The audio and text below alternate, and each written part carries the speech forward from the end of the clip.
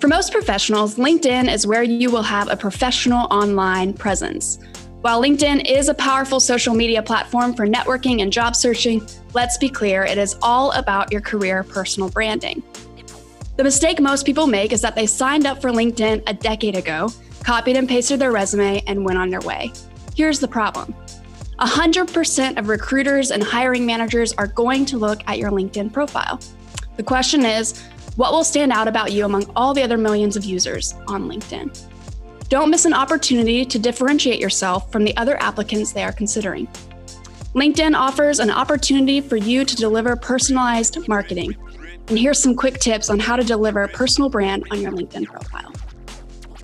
Your About Me section should be formatted as a first-person narrative, format that communicates who you are and what you are about.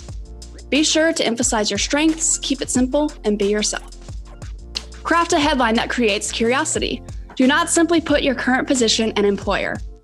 Think creatively here. What are the top 3 qualities you bring to the table as an employee?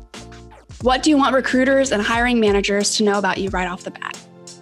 Remember to curate a LinkedIn profile that communicates who you are just as much as it communicates what you do.